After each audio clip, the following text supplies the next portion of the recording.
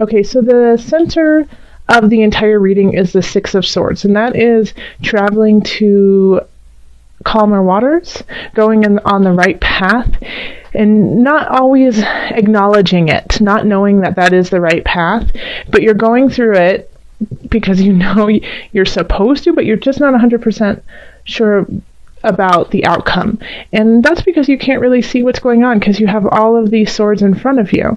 And so that can often symbolize emotional or mental unrest, that you just keep doubting yourself and you're carrying all of these swords with you on this journey when you could let them go and it would make it a lot easier. Even though you're going in the right direction, you might be complicating things for yourself, making it more difficult to get to where you want to go, but it's all within your mind. So just recognize that you might be complicating your own life and you can make it a little bit easier.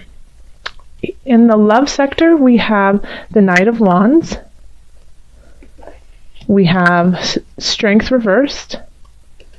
We have Eight of Discs reversed. So it looks like some people could be starting a new relationship with a night fire kind of energy. So fire people are Leo, Aries, and Sagittarius. So they could be really fun, outgoing. They could naturally perform well on stage, or just, people want to be around them. And when the Knight of Wands comes in, it comes in very quickly without thinking of the repercussions of the actions. So it could be really exciting and enthralling, but not necessarily exactly what you need for this time. Now, the reason why I'm not concerned, but it's something to bring up, is that we do have the Eight of Discs reversed here, and we have Strength reversed here, okay? So I feel like for some of my Libras, you might be unable to pull yourself away from this, even though you know it's not in your best interest. So you know that you shouldn't necessarily be giving all of your life force to this person, but you are anyways, because it's just too hard for you to let go right now. And I think this is a lesson that you actually need to learn about taking care of yourself in a relationship and doing what is healthy for you. Because this Knight of Wands is taking care of themselves very well. And they're leading their life the way that they want it to be led. And so I feel like in some regards, Libra, that you might just be following and appeasing to keep the situation very, very calm and easy. And so I really want you to think about how this relationship, or if you are in a solid relationship and you're married or you just have a long-time partner, think about this relationship and what it is, how you are reflected in it, and if you are living in your truth. And if you aren't, then I think that is something that you really have to pay attention to and tweak, make sure that you are getting everything that you need out of the relationship, as well as taking care of yourself as an individual. Okay, so that is something that you might need to just start building that strength towards. And I think this person is really here to teach you that lesson. If you are not with somebody and you are, out dating, or you have just met someone, then this is definitely very similar to those of couples. Look at them and see how it is resonating with the rest of your life and how it is impacting you as an individual as well as somebody in the couple. Are you giving too much of yourself for this relationship? Are you cutting yourself short to keep everything going? And if so, then that is something that you really need to look at and tweak. Okay. Then over here in career, we have the Initiate, Seven of Wands, and then Nine of Cups reversed, and the Initiate is reversed as well. So this is also, we're battling in career. We have to defend ourselves, we have to defend what we believe in. And so I don't, like, when we have the Initiate upside down, it's kind of like the establishment is not with you, okay? They're kind of against you, but you in your heart of hearts know that you are right, And so that's what I'm I'm definitely getting is that you aren't in the mood you're not trying to gloat, you're not trying to be a know-it-all or, that kind of energy of ha ha ha pompous.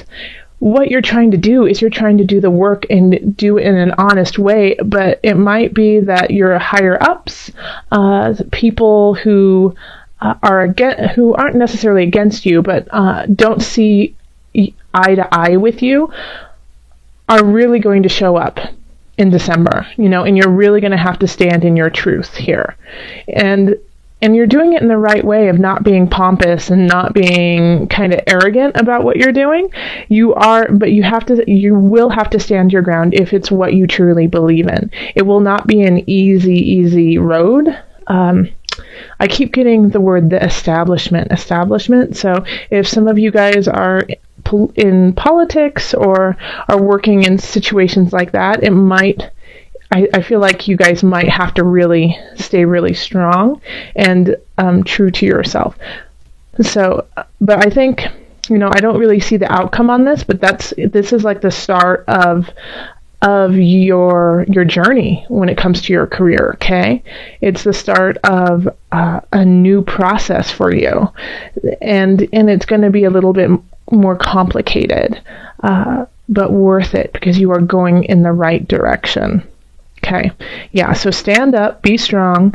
Even if, your boss doesn't agree with you, be respectful, but still, say, hey, this is what I truly believe. Is there a way that we can kind of work together to come to a decision instead of making it black and white? In finances, we have the Four of Cups. Okay. So I think you you're letting go of some habits that have been kind of holding you back financially. And you're kind of, once again, it feels like you're finding your self-worth in the financial realm. And it's been a difficult road for you to recognize where you need to go monetarily. And it's been a challenge too, because it feels like you want to indulge in a lot of different things, and when you do that, you feel really guilty about it because you could have saved that money for a rainy day, or you could have, invested it in a certain way. But I think you're recognizing, because we have the unconscious, and that is reaching a higher realm, even though it's at a price. You had to go through some very difficult things to get there. And so with the Four of Cups in reverse, it's when we have it upright, we have this feeling of just being satiated and done with whatever it is. And with the Four of Cups, you still have that feeling, but you understand that there's a little give and take in it, okay? So it's like, okay, I have enough, but being grateful for what you have and knowing that you can still build, but you don't have to. And then we have the Five of Cups in reverse. And when it's upright, it's, we're very upset over something that we have lost, even though we know, even though there are things behind us that we can grab for. So there's things around us that we could be utilizing, but we don't recognize them for the power that they actually are. So in this, I really do kind of get the sense that, you can grow, but right now you're in a good place. And that, you tend to like to buy nicer things, but it's not something that will make or break you. But it might be something that you are letting go of just a little bit more, because you understand the level, the emotional and the soul level to your money, that it is an energy too. So you're giving and receiving in an equal way. And so this is kind of what you're going through right now, is understanding that the monetary exchange doesn't just affect you physically, like in the physical realm, through cars and houses and food, but also in the emotional realm. Since we have the cups here too, it's a very emotional attachment for you, and so you're finding that balance within it. In health, we have the universe. We have Six of Cups reversed, and then we have the Four of Wands reversed. All right. So having the world right there is always a wonderful card to have, because it's, the world is supporting you and wants you to stay healthy. Now, the thing with the Four of Wands and the Six of Cups in reverse, I think the way that you are going to stay healthy this month is through self instead of group, okay? So I think this is a month of, if you usually do group classes or, I keep hearing Taibo. So if you guys are doing Taibo, keep it up, but also go on a hike by yourself, or go on a run by yourself, or, in the morning, take your yoga mat outside and do it by yourself, because the world wants you to really reflect on who you are and saturate yourself in you with your health, okay? So it's asking you to, and I feel like there's a lot of Libras who love group activities to exercise and take care of themselves. I'm not a Libra, but I definitely am one of those people who feels I can only work out if I'm doing it with a group. But I think that's because it's this energetic exchange too of giving and receiving. And so that's the theme of all of this, really, is a give and take. How much do you give? How much do you receive? Is it balanced out? And is it helping us, go to the journey go on the journey that we need to go on? So I would definitely take some time to yourself for health. And, also just watch out a little bit for the holiday festivities. Enjoy, definitely have a great time, but I would say limit yourself to what foods you eat that are really, really greasy, or, and also alcohol. Make sure not to drink as much. Okay, because you're already coming in from a time where that's very prevalent in November, and I feel like that could also be why right now it's asking you to take a moment and just take care of yourself because of that. So just, one or two glasses of wine, and then switch over to, some water would be great, okay? So Libra, let's call on the angels and see what added guidance we have for you. Angels, calling in the highest of light, the highest of energies to guide. What are the additional messages for Libra? Top one. Be willing to forgive. For some reason, I'm not resonating with that, so I'm going to give you another card. Emotional sensitivity. Okay, so this one is be willing to forgive. Ask the angel to clear your mind and body of past pain in exchange for peacefulness.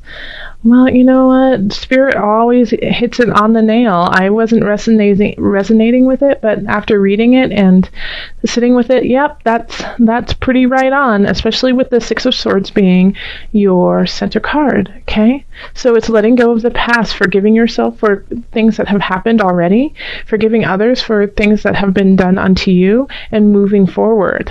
Yeah, so this could also be the karmic tie that's happening with the Knight of Wands, of finding the strength within yourself to carry on, okay? And do what is best for you, whether that is stay with them and find a compromise, or move on in your life and let this person go.